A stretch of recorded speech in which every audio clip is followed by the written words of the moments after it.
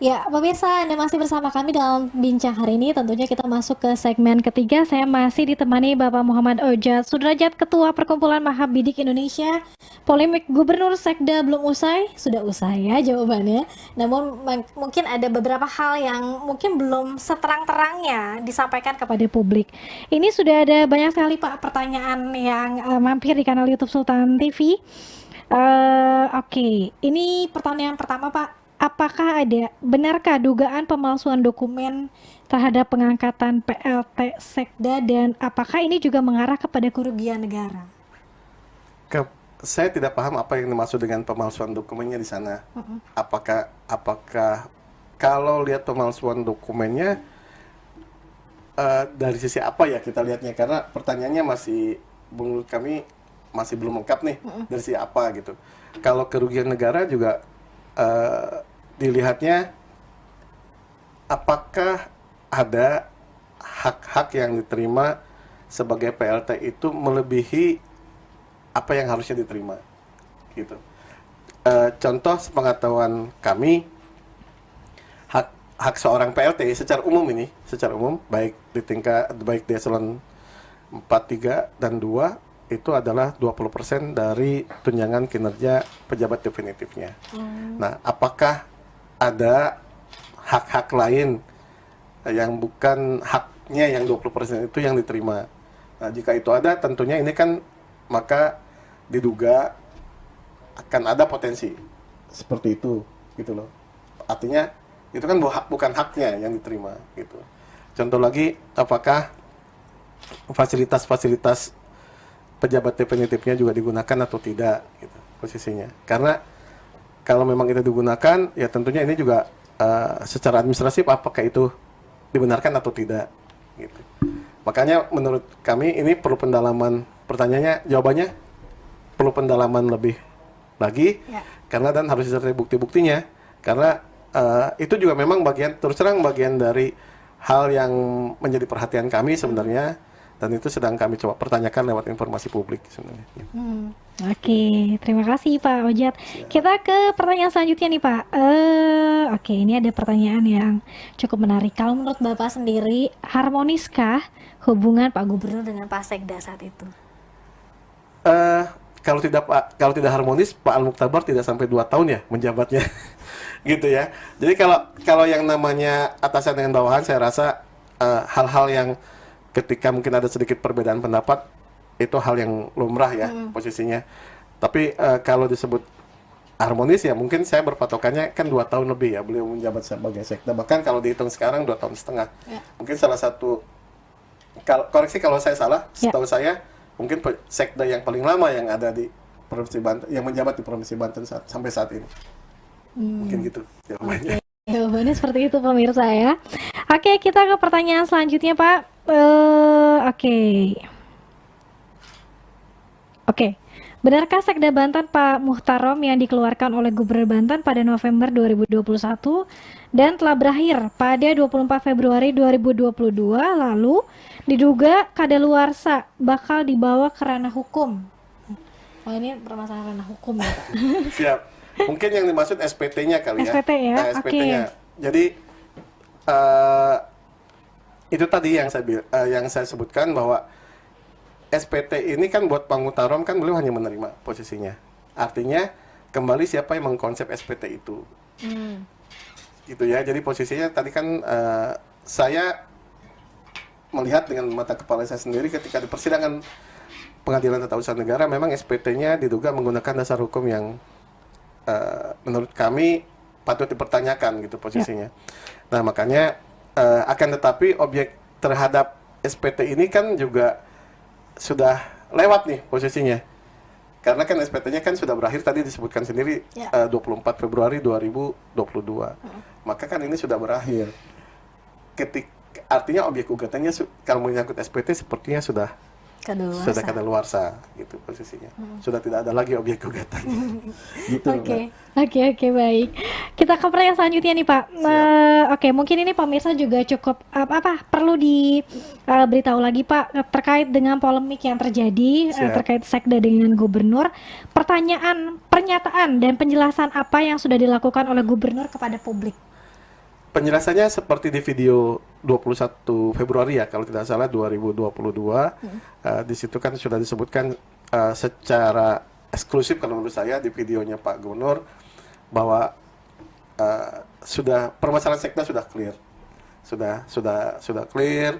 Kalau memang kita ingin tahu terlalu dalam juga kayaknya hal yang mungkin belum saatnya mungkin kita tahu saat ini.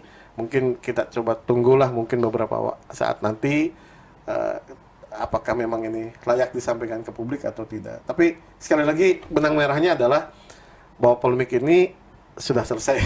Itu yang maksud saya, sudah selesai. Kemudian pernyataan-pernyataan baik dari Pak Sekda dalam beberapa podcast, dalam podcast terakhir juga menyatakan bahwa yuk kita lihat dari sudut pandang yang lebih lebih komprehensif ya. Karena kalau kita selalu flashback ke belakang, ini tidak akan produktif gitu posisinya. Masa kita harus kontok-kontokan terus, Mbak? Gitu. Jadi lebih baik sudahlah ke depan, jangan terus polemiknya yang diangkat menurut pendapat saya. Sudah ketika tanggal 21 Februari 2022 Pak Gubernur langsung yang menyampaikan, kemudian juga beberapa hari kemudian kalau tidak salah di salah satu podcast Pak Al juga menyatakan clear. Artinya kan semua permasalahan clear, Pak, gitu. Mungkin itu ya. Baik, keduanya sudah islah, kenapa masyarakat masih harus ini ya Pak ya, harus mungkin masih menjadi penasaran, hanya saja mungkin hal yang wajar menurut saya, rasa penasaran dari masyarakat, karena memang tadi itu 6 bulan, kemudian hanya sekali klarifikasi, dianggap selesai. Jadi hal yang wajar sih memang gitu, ada rasa penasaran dari masyarakat, tapi sekali lagi kami pribadi dan atas nama Ketua Perkumpulan Mahabadik Indonesia menyampaikan bahwa sudah yang berlalu selesai gitu. Makanya ketika Pak Muktabar kembali, ketika itu saya juga menyatakan mundur sebagai jubirnya Pak Muktabar karena saya tidak ingin berpolemik terlalu jauh lagi gitu posisinya. Biarkan Pak Muktabar kembali bertugas, menjalankan tupoksinya, demikian juga Pak Gubernur, agar dalam sisa masa jabatannya bisa menyelesaikan apa yang memang menjadi kewajiban beliau. Mungkin gitu, Mbak. Baik, di sisa tenggat waktu yang masih tersisa begitu ya. Oke, kita ke pertanyaan selanjutnya, Pak. Oke, ini bagaimana kemudian nasib dari Pak PLT Sekda saat ini? Pak PLT tentunya kembali, sepengetahuan saya ya, kembali ke jabatan definitifnya, yaitu sebagai Inspektur Provinsi Banten, gitu. Oke, siap.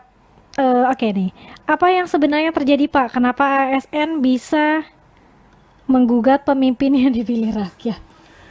Jadi gini, ini terkait dengan Pak Muktabar ketika menggugat Pak Gubernur gitu ya, yang dimaksud. Gini, walaupun gimana kan ketika ASN, jangankan seorang sekda, ada kepala sekolah yang ketika diberhentikan juga menggugat gubernurnya. Itu ada kok rekodnya ada di Pengadilan Tata Usaha Negara. Jadi sesuatu yang memang dibenarkan oleh hukum dan itu juga diambil langkahnya secara hukum, menurut saya elegan. Gitu ya. Artinya tidak melebar kemana-mana nih posisinya. Selesaikan secara hukum untuk diuji apakah surat keputusan yang diambil oleh Pak Gubernur itu secara hukum benar atau tidak. Gitu. Jadi ketika ini diuji di ranah hukum, menurut saya itu yang langkah yang paling tepat. Jadi tidak melakukan apapun, demo atau apalah gitu ya, yang menimbulkan bahkan kegaduhan. Tapi dengan dan itu menurut saya dibolehkan berdasarkan Undang-Undang 30 2014, legal standing masyarakat atau warga masyarakat yang dirugikan itu boleh melakukan gugatan terhadap siapapun, bahkan kepada presiden kan boleh. Gitu. Oke, bagaimana kemudian nanti selanjutnya itu akan diuji secara hukum? Iya, hukum ya di Pengadilan Tata Usaha Negara. Gitu. Oke, baik Pak. Oke, ini banyak juga yang bertanya Pak. Waktu itu Kemendagri belum menyampaikan persoalan pemberhentian sekretaris daerah kan Pak? Betul. Belum ada ya berarti pernyataan dari Kemendagri. Ya. Oke. Oke, mungkin tidak Pak. Ada pihak-pihak yang dengan sengaja Mungkin tidak Pak, ada pihak yang sengaja membuat Banten selama 6 bulan tidak memiliki sekda. Ya ini dugaan sekali lagi posisinya. Ya. Saya rasa tadi saya pernah menyampaikan juga bahwa Pak Gubernur ini sekali lagi orang yang taat hukum ya, Mbak, posisinya. Beliau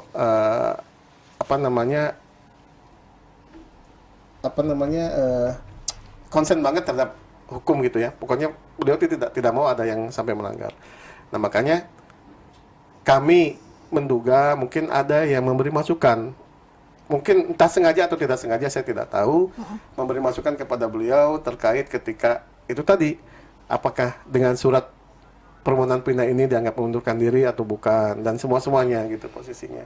Makanya ini yang harus kami clearkan gitu posisinya. Ini juga menjadi pertanyaan kami, jujur Mbak, menjadi pertanyaan kami bahwa kenapa sih bisa menimbulkan polemik sampai sedemikian gaduhnya gitu posisinya, sampai menimbulkan perdebatan di kalangan masyarakat, apalagi kemudian disusul dengan pernyataan-pernyataan yang justru bukan bukan lebih menenangkan masyarakat, tapi menimbulkan pertanyaan-pertanyaan selanjutnya dari masyarakat gitu kan, karena itu tadi ketidakkonsistenan pernyataan-pernyataan yang disampaikan oleh salah seorang pejabat yang mengurusi manajemen PNS ini gitu Mbak, posisinya. Oke, baik. Terima kasih banyak Pak Ojat sudah Sama-sama. membersamai kami di pagi hari ini tentunya, dan pemirsa ini menguatkan kita ya, dan semoga sih masyarakat juga tidak terbawa suasana kembali karena Pak Gubernur dan juga Pak Sekda ini sudah rujukan begitu ya, sudah bertugas kembali, dan untuk kemudian bersama-sama bertugas dan memberikan yang terbaik untuk Provinsi Banten. Terakhir Pak Ojat, apa yang disampaikan kepada pemirsa Solo TV yang mungkin masih bertanya sih Pak, pasti ya. Silahkan. Ya sebenarnya mungkin gunakan energi kita untuk bagaimana yang terbaik buat Banten. Artinya polemik ini saya rasa sudah clear sekali lagi, polemik Pak Sekda dengan Pak Gubernur. Pertanyaan-pertanyaan itu tentunya mungkin nanti sudah saja diakhiri lah posisinya. Kalaupun memang ada pertanyaan-pertanyaan yang memang mungkin masih mengganjal atau apa, saya rasa jejak digital dibandingkan dengan yang sekarang itu akan terlihat benang merahnya bagaimana. Gitu. Mungkin itu Mbak. Oke. Siap. Terima kasih banyak sekali lagi Bapak Muhammad Ojat Sudrajat, Ketua Perkumpulan Mahabidik Indonesia, sudah membersamai kita di pagi hari ini. Semoga ini juga memberikan pencerahan untuk kita semua pemirsa dan tidak kembali menggoreng isu yang sudah selesai ya Pak ya. Meskipun memang ada beberapa hal yang belum clear, kita berharap ini akan segera selesai, cepat ada titik terangnya sehingga masyarakat ini bisa mendukung kembali kinerja dari Pak Gubernur dan juga Pak Sekda. Terima kasih pemirsa atas kebersamaan Anda. Tentunya besok kita akan kembali hadir lagi di jam yang sama dalam talk show Bincang hari ini jam 9 pagi. Akhir kata saya Deli Tawengi beserta seluruh kerabat kerja pamit undur diri. Terima kasih atas kebersamaan Anda. Wassalamualaikum warahmatullahi wabarakatuh. Waalaikumsalam.